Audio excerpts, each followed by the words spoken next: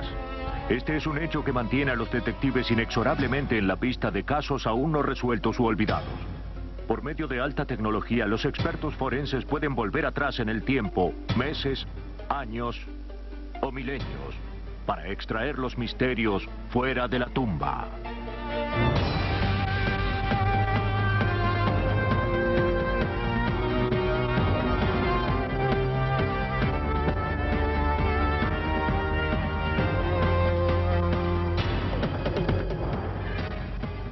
Los nuevos detectives.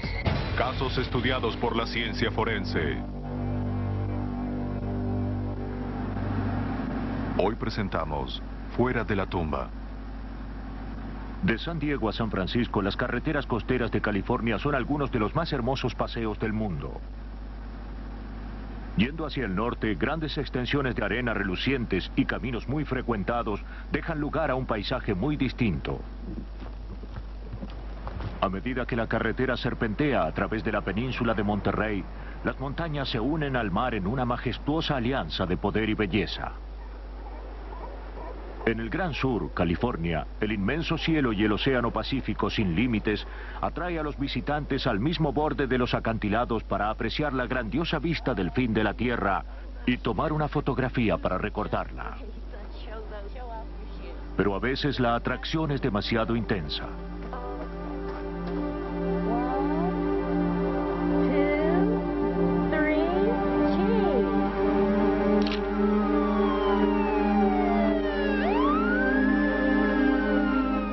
Abril de 1987, el departamento del sheriff de Monterrey recibió una llamada telefónica diciendo que algo horrible había ocurrido en el mirador de Seal Beach. El cuerpo de una mujer de 20 años llamada Diana Hubbard Will yacía cerca de la base de un precipicio de 180 metros. No era la primera vez que la cuadrilla de búsqueda y rescate había acudido a recoger los restos de una víctima atraída peligrosamente al borde. Un agente de la oficina del sheriff interrogó a una pareja de edad madura que esperaba en el lugar. Eran Virginia y B.J. McGuinness, turistas de San Diego. Le dijeron al oficial que su joven acompañante había caído sin hacer ruido en un momento en que ellos no estaban mirando allí. La cuadrilla de rescate recuperó el cuerpo sin vida desde el fondo del acantilado.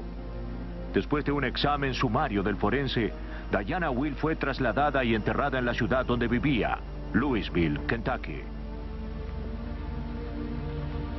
En la segunda iglesia presbiteriana de Louisville, el extraño accidente de Diana Will permanecía en la mente del pueblo meses después de que la joven fuera sepultada.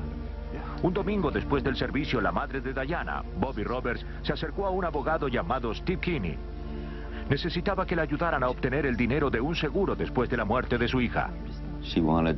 Ella quería el seguro de entierro que le correspondía como parte de su beneficio social como maestra, y la compañía aseguradora se lo negaba. Le dijimos que a veces una carta de una firma de abogados abrevia la burocracia, así que haríamos la prueba. Kinney sabía que Bobby realmente necesitaba los $3,500. Acordó hacer unos llamados telefónicos en cuanto pudiera. Kinney llamó a la compañía aseguradora de Bobby y descubrió la causa de la demora. Ellos no habían recibido el certificado de defunción de Diana. Entonces Kinney llamó a la oficina del forense solicitándole el certificado. Pero cuando recibió el documento encontró que la causa de su muerte estaba en suspenso.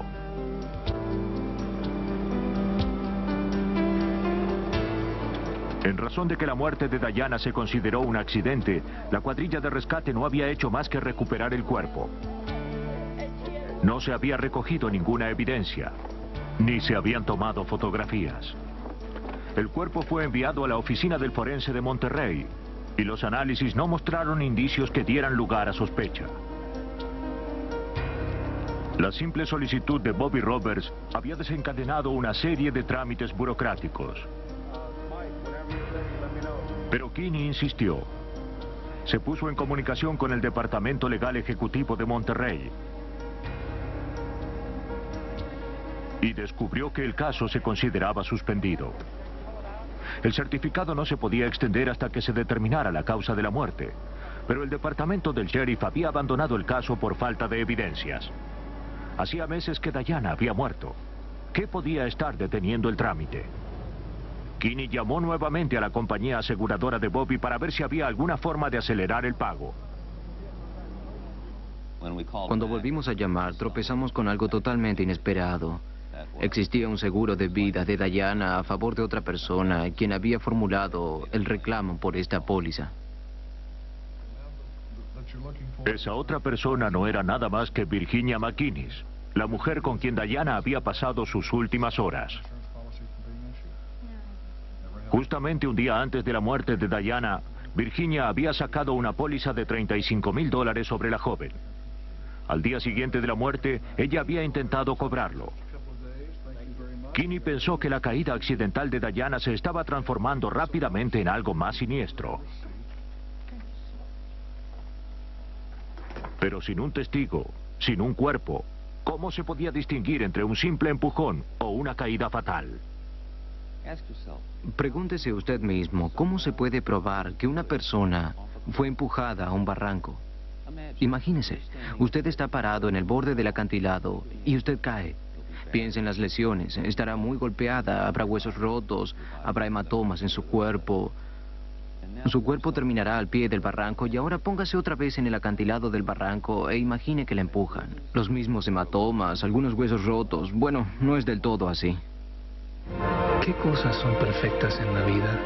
Ahora tienes una más, la comunicación.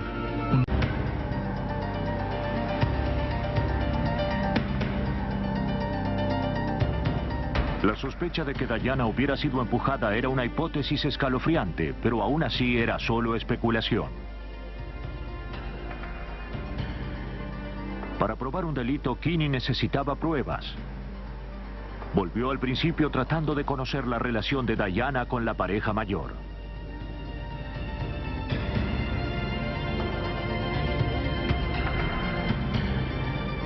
Virginia y B.J. McInnes, los padres de una de sus amigas, la habían llevado a su casa en San Diego después que se separara de su esposo. La tristeza de la muchacha halló alivio en los meses muy entretenidos que pasó con sus padres sustitutos. Era conocida su ciega entrega a sus amistades nuevas. ¿Había sido embaucada por las gentilezas de los McInnes? Para comprobar sus sospechas, Kinney obtuvo una copia del informe de la autopsia en la oficina del forense de Monterrey. Y encontró algo extraño. Una prueba de sangre reveló la presencia de una droga llamada amitriptilina, más conocida como el Avil.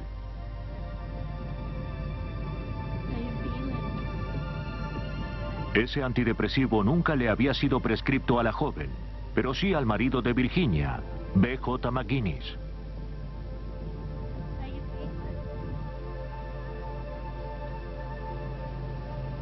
La toxicóloga Catherine Ham repitió las pruebas de un tubo que contenía sangre de Diana que había sido congelada después de su autopsia. Su tarea consistía en comprobar los niveles de la droga. Kinney esperaba que de haberse cometido un crimen, sería posible probarlo en el laboratorio. Creo que muchas personas que cometen crímenes subestiman nuestro trabajo en el laboratorio. Para probar la presencia de productos químicos en la sangre, Ham agrega un solvente a la muestra. Se hace oscilar el tubo durante 20 minutos, lo que produce el traslado de las drogas de la sangre al solvente. Se retira el solvente del tubo y se evapora. El solvente reconstituido se inyecta en un cromatógrafo a gas, un instrumento que separa los compuestos de acuerdo a sus propiedades químicas. Ham comparó la composición estándar para la droga y los productos de su desintegración con el cromatograma de la sangre de Diana. Ambos coincidían. Por estar congelada durante tanto tiempo, la sangre había sufrido degradación. Ham no podía determinar cuándo Diana había tomado la droga ni cuánto había ingerido. Lo que sí sabía era que había el Avil en su sistema cuando ella murió. Por la desorientación que provoca y otros efectos secundarios desagradables, era difícil pensar que ella lo hubiera tomado como un estimulante.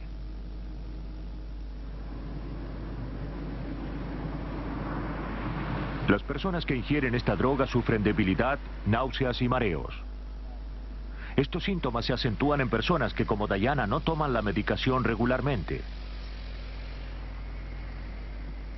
Al informarse de los efectos del Elavil, Kinney se dio cuenta que necesitaba revisar la opinión que se había formado de los últimos momentos de Diana. Si, como Ham sugirió, debió sentir náuseas e inestabilidad, es probable que se hubiera resbalado y caído, no arrojado al vacío. Aunque no se habían tomado fotografías de la escena del crimen, el periodo de tiempo antes de la caída estaba bien documentado. Virginia había enviado a la madre de Diana el rollo de fotografías tomadas el día del accidente como señal de condolencia. ¿Podría ser que estas tomas le revelaran a Kinney la causa de la muerte? A primera vista, las 15 fotografías cronológicas mostraban un típico paseo de turistas. Diana parecía cómoda y contenta al posar para la cámara. Pero a medida que Kinney observaba más atentamente las imágenes, sospechó que estaba presenciando una trama asesina.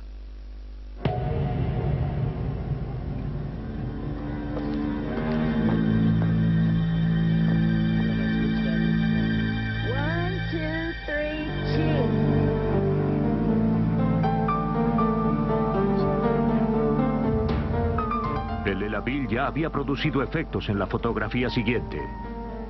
Los ojos brillantes de la joven se habían vuelto opacos. Sus facciones se aflojaron y ella misma parecía no poder sostenerse.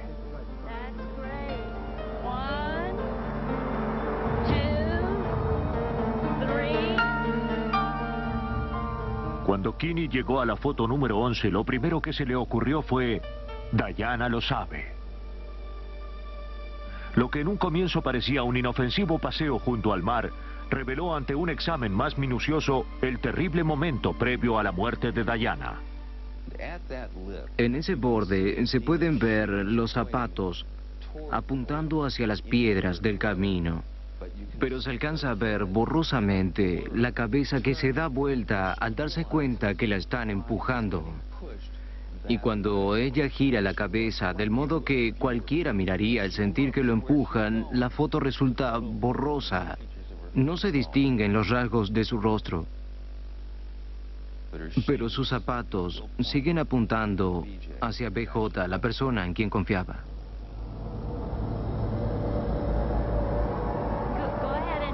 Unos momentos más tarde estaría muerta.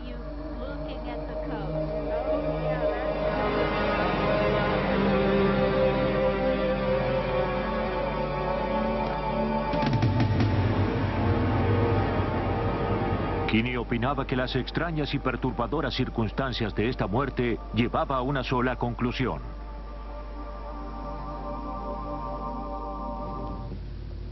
Con solo unas cuantas fotografías y un presentimiento, Kinney estaba lejos de poder probar un asesinato. Sabía que necesitaría ayuda.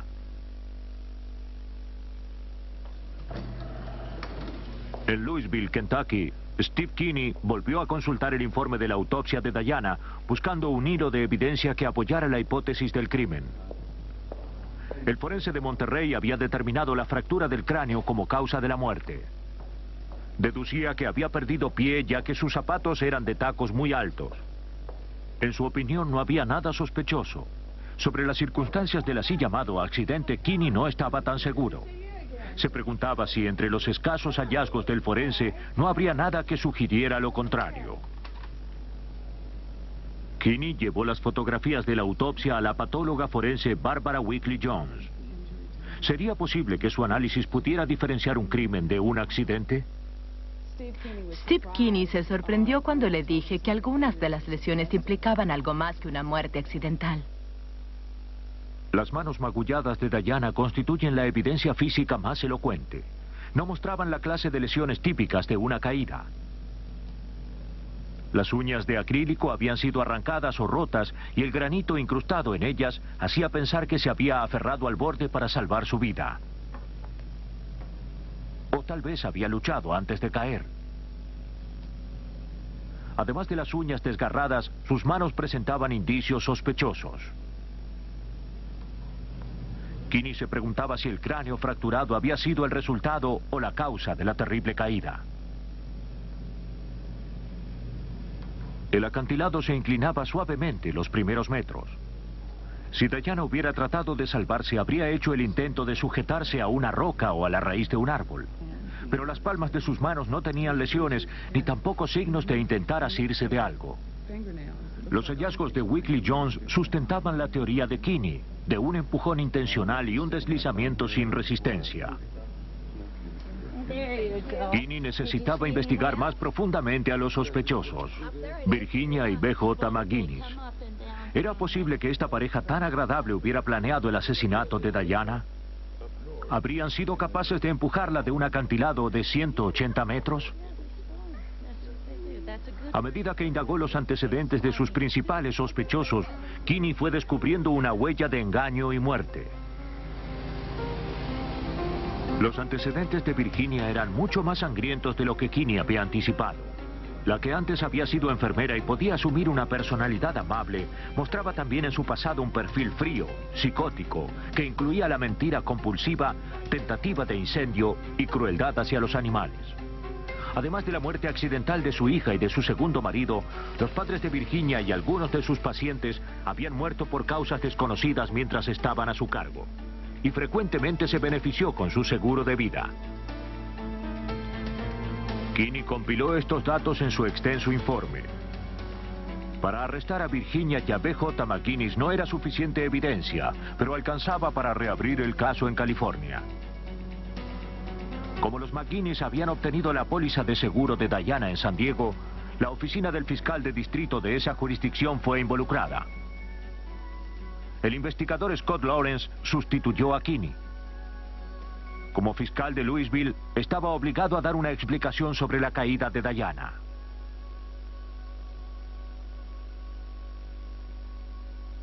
Pero el caso de Diana no tenía el beneficio de muchas evidencias físicas. Lawrence intentó desbaratar la teoría de la caída accidental recomponiendo la trayectoria de Diana. Hacía ya más de 1 año y medio de la muerte de la joven, de modo que cualquier indicio de sangre o alteración en la geografía ya habrían sido borrados. Lo único que Lawrence sabía con seguridad era dónde había caído. Lo que necesitaba determinar era en dónde había empezado la caída. Una de las cosas que debíamos investigar era dónde estaba parada en sus últimos momentos. Fue en este desvío muy cerca de donde yo estoy. Eso está basado en evidencia testimonial y fotográfica. Basado en la afirmación de Lawrence, este no era un lugar donde una persona podría perder pie, aún con zapatos de taco alto. El suelo era relativamente llano y sólido. Ahora Lawrence pudo recrear el recorrido de Diana barranca abajo. Aunque él era un alpinista novato, por su fuerte compromiso con la verdad se sintió obligado a hacer el mismo descenso con una cámara en la mano. De su análisis topográfico, Lawrence concluyó que Diana estaba muerta o casi muerta antes de caer desde el borde del mirador. En primer lugar, la primera sección del acantilado no tenía una pendiente abrupta. Si Diana hubiese caído por accidente, aquí probablemente hubiera podido detenerse, y tal vez habría gritado. Después de la primera inclinación, el acantilado cae abruptamente. Lawrence hizo la experiencia de ver con cuánta velocidad cayó y cuál fue el trazo del descenso de Diana. Si tomamos piedras y las lanzamos hacia abajo, uno tiene una idea bastante clara de cuánto se acelera la caída después de pasar la primera cuesta y después de pasar el primer precipicio de 12 metros a mi derecha. Si Diana hubiera sufrido una caída libre desde el precipicio, habría dado en la base a una velocidad de casi 200 kilómetros por hora. Sin embargo, su cuerpo estaba entero, sin marcas de haber dado tumbos y con relativamente pocas fracturas. La investigación de Lawrence corroboró el análisis que Weekly Jones había hecho del cuerpo. La caída de Diana fue un desplazamiento lento y laxo, y no una caída acelerada, dándose golpes a alta velocidad. La cuidadosa reconstrucción de la caída que realizó Lawrence no concordaba con el relato de los McGuinness. En septiembre de 1989, la policía había recogido suficiente evidencia incriminatoria para arrestar a los McGuinness. Durante el juicio, el mirador del acantilado se transformó en una sala de tribunal. La minuciosa reconstrucción de Lawrence tuvo un profundo impacto en el jurado. La odisea que empezó en la oficina de Steve Kinney terminó cuando el jurado declaró a Virginia McGuinness culpable de conspiración, homicidio en primer grado, falsificación y homicidio para obtener ganancia económica. Fue condenada a cadena perpetua sin posibilidad de libertad condicional. B.J. McGuinness había muerto de neumonía antes del juicio. Epson, las impresoras que te dan calidad. Durante 7 años, Susan Davis soportó un matrimonio desgraciado con un activo agente de seguros llamado Ralph. Siempre pensaba en abandonarlo, pero nunca se alejaba mucho de su hogar en Missouri, Columbia. Entonces, una noche de junio de 1985, después de un largo día de trabajo como secretaria, subió a su Ford Escort y partió para no ser vista nunca más. Cuando al día siguiente faltó a su trabajo y además no contestó las llamadas telefónicas, su madre llamó a la policía. Oficiales del departamento de policía de Boone interrogaron a sus parientes y registraron la casa de los Davis, pero no encontraron nada que indicara que Susan había sido secuestrada. Algunas personas creían que la partida de Susan era su forma de romper con una vida que se le había hecho penosa y complicada. En el momento de su desaparición, Susan había hecho algunos cambios importantes. Se había separado de Ralph y había enviado a sus 2 hijos, Robbie y Angela, a vivir con sus padres en Iowa. Quizás estaba empezando una nueva vida en alguna otra parte del país. El capitán Larry McGray condujo la investigación. Cuanto más examinó en los archivos policiales, más se convencía de que Ralph había sido realmente un marido abusivo. Durante su matrimonio, Susan había vivido a merced de la crueldad de su marido. Una noche en 1985, unos pocos meses antes de su desaparición, había llegado al límite de sus fuerzas. Temiendo por su vida y por la seguridad de sus hijos, juntó coraje y llamó a la policía. Ralph fue arrestado. Investigamos un caso en el que Ralph la había golpeado. Hubo fotografías y una decisión a favor de la mujer. Le dijeron a Ralph: no puedes volver a tu casa. No te acerques a Susan y los niños. Unos pocos días en la cárcel no consiguieron calmar a Ralph. Estaba furioso en el momento que fue liberado bajo fianza. Luego Susan desapareció. Las violentas relaciones de Ralph apoyaban la teoría de que Susan había desaparecido sin dejar rastros, buscando seguridad, pero para McRae las piezas todavía no encajaban.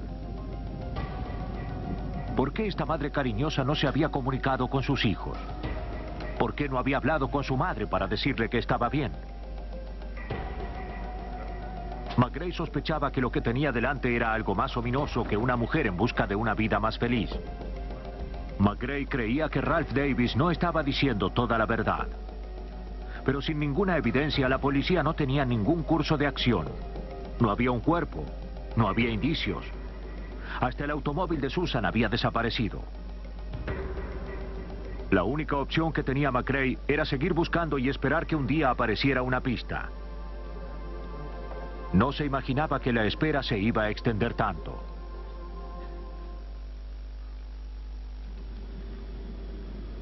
Pasaron 2 años desde que Susan Davis subió a su automóvil para desaparecer.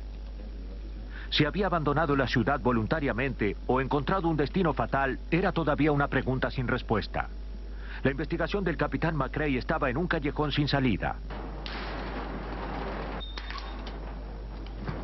Un día, el dueño de un local de depósitos arrancó el candado del lugar, ya que estaba alquilado a un cliente que no pagaba sus cuentas. Adentro había un Ford Escort con la ventanilla del conductor destrozada. El nombre del cliente no era otro que Ralph Davis. Se avisó al capitán McRae. Se realizó la identificación del vehículo y se confirmó que era el automóvil de Davis. McRae se asomó al interior y lo que vio fue terrible. Cuando nos aproximamos al automóvil y miramos dentro, no tuvimos dudas de que alguien había muerto dentro del vehículo. Sangre y restos de tejido salpicados sobre el tablero, los asientos y los parasoles. Fragmentos de vidrio junto con cápsulas de balas en el piso. Dos delicados refrescantes de ambiente ponían una nota de ironía siniestra en la escena. Después de 2 años de inacción forzosa, McRae se preparaba para enfrentar a su principal sospechoso, Ralph Davis. Davis presentó una versión que trataba de aclarar el caso del automóvil. Dijo que antes de abandonar la ciudad, Susan había ido a verlo, que tenía un arma, que él la dominó. La sacó de un tirón del automóvil y él se sentó al volante. Mientras él partía, Susan rompió la ventanilla con un brazo ensangrentando el vidrio. Esta poco creíble declaración no explicaba la existencia de trozos de tejido humano dentro del vehículo. Davis fue arrestado. La experiencia le decía a McRae que había detenido a un asesino brutal, pero probarlo a la corte era muy difícil, especialmente cuando la escena del crimen ya tenía 2 años. Para tener éxito, la investigación forense debía hacerse por 2 vías de acceso. Primero, el equipo de McRae tendría que establecer que un homicidio había sido cometido dentro del automóvil, y en segundo lugar, había que identificar a la víctima. McRae creía estar junto a los restos de Susan Davis, pero estaba lejos de probarlo. De acuerdo al patrón de sangre encontrada, la reconstrucción preliminar de la escena del crimen determinó que la víctima había sido asesinada dentro del vehículo.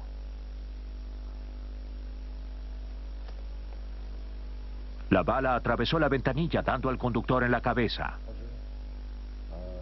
La fuerza del impacto envió a la víctima hacia el otro lado del automóvil, chocando primero con el espejo retrovisor con tal fuerza que rompió el parabrisas.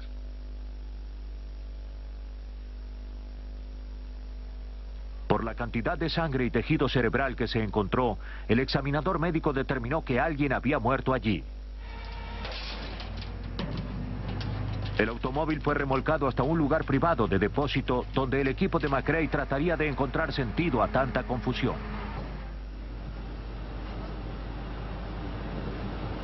Como no sabían qué podía ser evidencia, para actuar sobre seguro recogieron todo.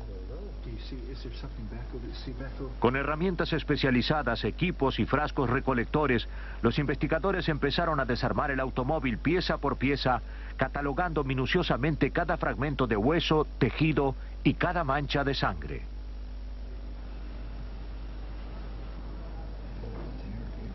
Las municiones fueron extraídas del interior. Descubrieron que correspondían a las cápsulas de escopeta encontradas en la casa de Ralph Davis. Se empleó una aspiradora con filtros nuevos para recoger las pruebas más pequeñas. Como los ladrones de automóviles más experimentados, el equipo desarmó el Escort hasta quedarse con su esqueleto, retirando absolutamente todo para el análisis, desde el volante hasta la alfombra.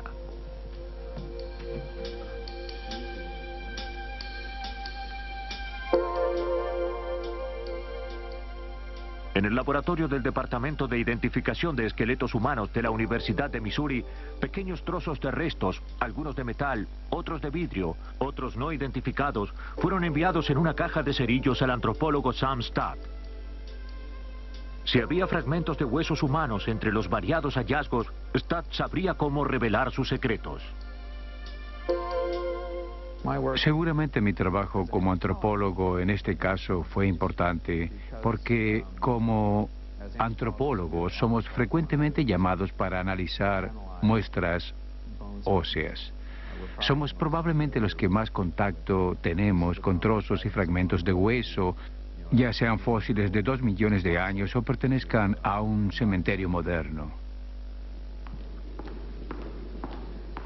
33 fragmentos, ninguno más largo de 5 o 6 milímetros, fueron separados en pequeñas cápsulas plásticas. Como los hallazgos eran tan pequeños, era prácticamente imposible definir a simple vista si eran óseos. Para esto, Stapp debía examinar las muestras en el microscopio. Pero antes había que prepararlas. Para hacer diapositivas, se fija cada fragmento en una sustancia plástica. A medida que se extrae el aire de la cámara al vacío, el plástico impregna la muestra y luego se endurece. Entonces se hacen cortes de la muestra tan delgados como el celofán. Cada corte se coloca en un dispositivo de vidrio para su observación.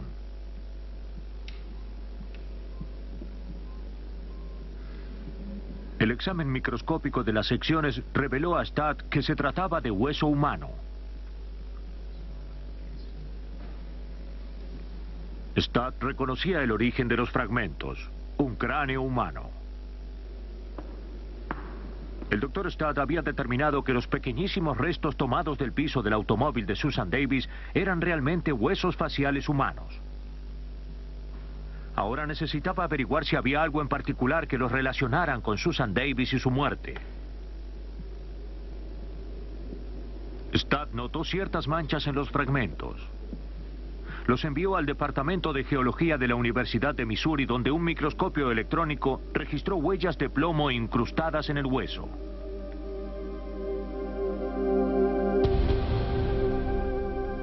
La presencia de antimonio indicaba que también había restos de pólvora, lo que implicaba que se había usado un arma de fuego. El examen minucioso de estos hallazgos estaba convirtiendo los detalles borrosos en un vívido cuadro de asesinato. Pero ¿cómo se podría vincular esto con Susan Davis? Stadt advirtió un rasgo curioso. Además de las manchas de plomo, había otra leve decoloración en el hueso. De acuerdo a la experiencia, esta indicaba que la víctima había estado tomando tetraciclina. El Dr. Stadt calculó que había recibido la droga al menos durante 3 meses antes de su muerte. Stadt había demostrado que los restos en el automóvil eran del rostro de una persona que estaba recibiendo tetraciclina. Pero McGray necesitaba una prueba irrefutable de que esta era Susan Davis. Sin ella, Ralph Davis quedaría en libertad. Faltaba establecer de quién era el cuerpo. Todos pensábamos que era Susan, pero eso no es una prueba para la justicia. En el estado de Missouri, ningún asesino había sido condenado sin que hubiese un cuerpo, de modo que McGray tenía un doble compromiso. Antes de probar que Ralph Davis era un criminal, tendría que probar que Susan Davis era la víctima. Los toques finales de la investigación serían trazados con sangre.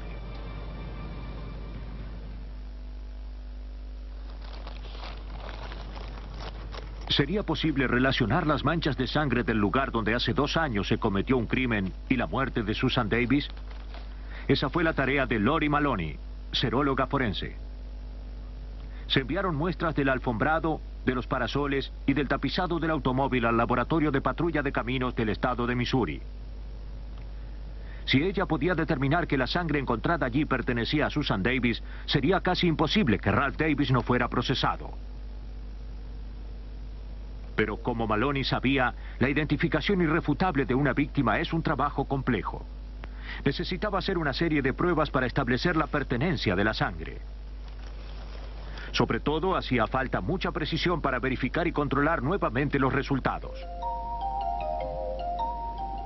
La primera tarea era la verificación de las muestras para asegurarse que las manchas en el automóvil eran realmente de sangre.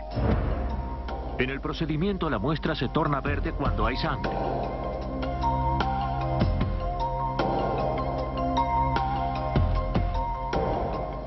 Luego Maloney debía confirmar que la sangre era humana. Agregó anticuerpos humanos a las muestras. Cuando la sangre humana y el anticuerpo humano entran en contacto, reaccionan formando una fina línea blanca.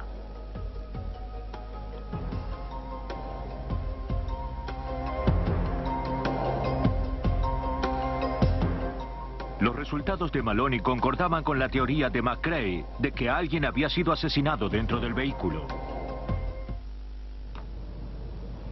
Pero ¿cómo podía probar que los restos eran de Susan Davis? No tenía muestras de su sangre o tejido para compararlos.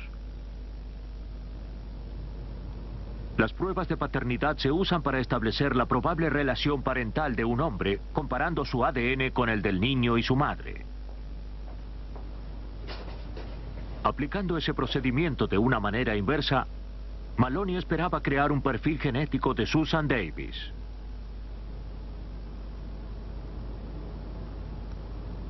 Todo niño recibe la mitad de su ADN de su madre y la mitad de su padre. Sustrayendo las franjas de ADN que el padre y el niño tienen en común, queda un código que representa la firma genética de la madre. Las franjas que quedan pueden ser utilizadas para compararlas con las de la escena del crimen. Y si estas coincidieran, podrían ser de la madre. Con este procedimiento, el patrón de ADN de Ralph Davis fue sustraído del de sus hijos. Las franjas resultantes construían una imitación muy precisa de la impresión dactilar genética de Susan Davis. Este patrón se correspondía con las muestras encontradas en la alfombra del Ford Escort. Susan Davis había sido asesinada en su automóvil. La huella digital de una mujer desaparecida años atrás regresaba para resolver el crimen. Gracias al sagaz análisis forense y a una rigurosa reconstrucción de la horrible escena, la fiscalía convenció al jurado de que Ralph Davis había asesinado a su mujer en su automóvil.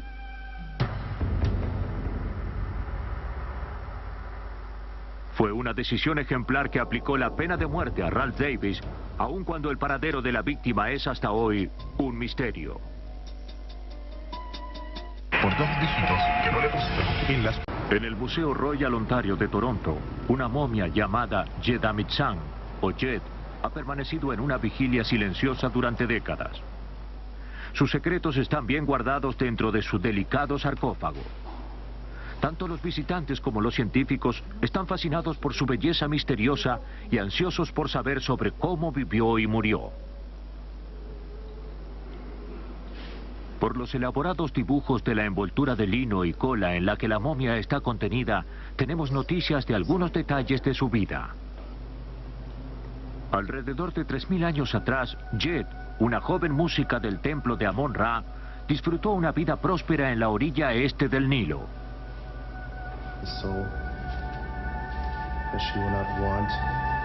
Los antiguos egipcios exaltaban la vida después de la muerte, pero solo podían alcanzarla si dejaban este mundo en la forma apropiada.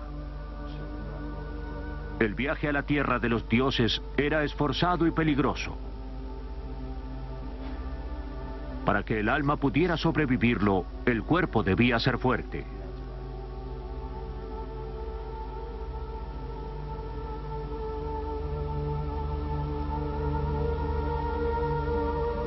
La momificación era la respuesta, una unión de la ciencia y la religión. Este proceso seguía un estricto y detallado procedimiento de aproximadamente 10 semanas. Después de la muerte, el cuerpo era higienizado y ungido. Se hacía una sola abertura en el abdomen, se extraían los órganos y se conservaban en tinajas. Sobre el cuerpo se esparcía natrón, un polvo secante hecho de sal y arena. Al calor de la tierra egipcia, el cuerpo estaría disecado completamente en 40 días. Se friccionaba la piel con aceites y resinas para mantenerla elástica. Se rellenaban las cavidades con tejido de lino para mantener los contornos naturales. El cuerpo se adornaba con maquillaje y joyas funerarias.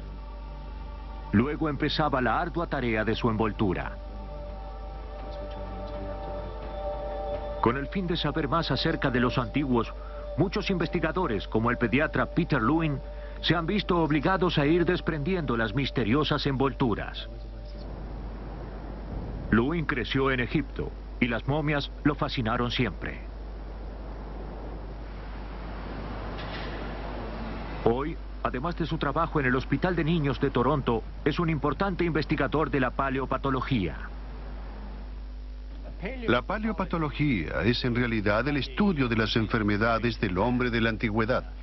Y eso puede hacerse examinando los cuerpos mismos. Y también con el uso de la más reciente tecnología de rayos X. ¿Cómo es posible que el Dr. Lewin investigara la vida de esta momia y la causa de su muerte sin profanar la santidad de la misma? La tecnología de rayos X, conocida como tomografía axial computada, fue la respuesta al dilema del Dr. Lewin. La máquina produce imágenes que son cortes transversales del cuerpo sin tocarlo. Cuando los cortes se juntan, se obtiene una imagen tridimensional. Como el paciente ya estaba muerto, Olouka no tenía que preocuparse por niveles de radiación. Esta libertad le permitió tomar numerosas fotos con aumentos muy graduales. Exploró el cuerpo en cortes de 5 milímetros y empleó 3 milímetros para la cabeza y el cuello. Mayor aumento se usó para las orejas y los ojos. 300 imágenes de 2 dimensiones resultaron de 4 horas de exploración. Visiones fugaces de Jed aparecieron en estos rayos X, pero no fue hasta que se juntaron todas que la mujer volvería a la vida.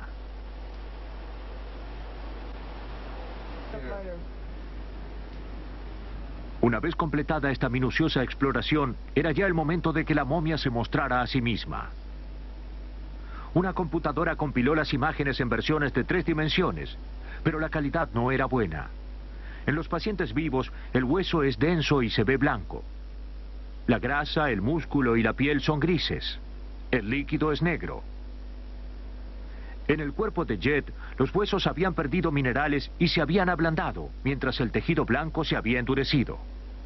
En lugar de una imagen bien contrastada, Jed se mostraba solo en matices de gris.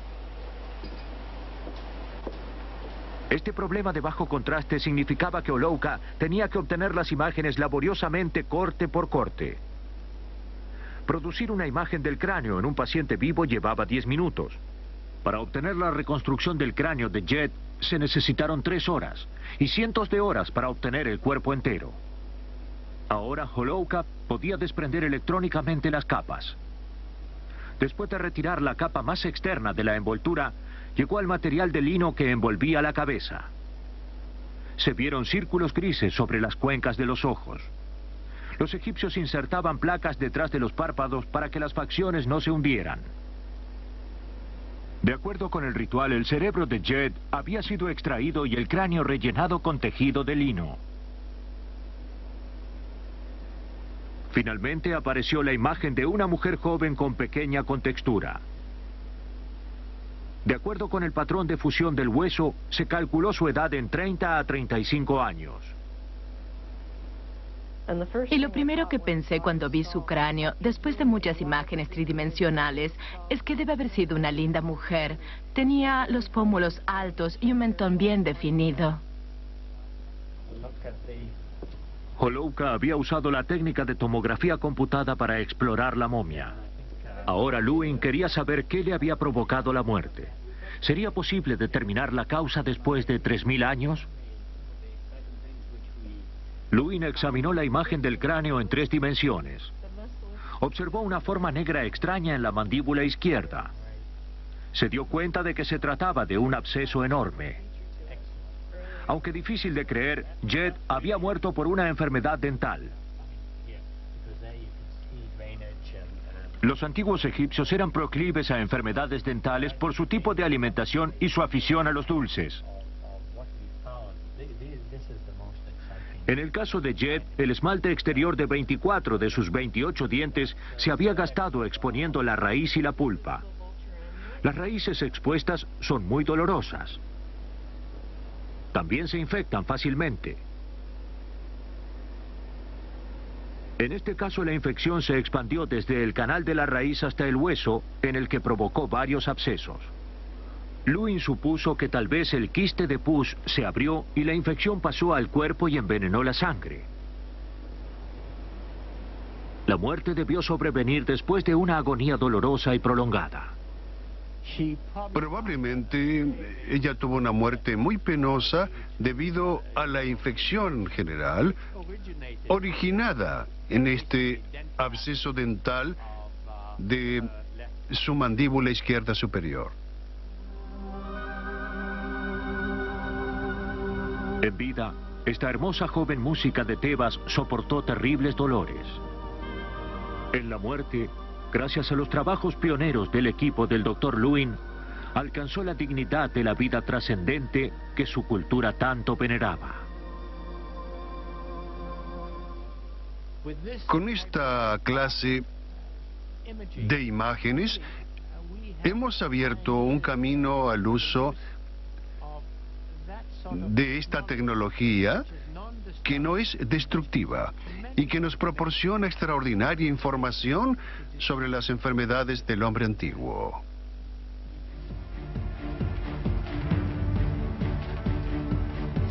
Gracias a que Yedamit-san había sido preservada tan cuidadosamente, el tiempo no fue un obstáculo para la ciencia.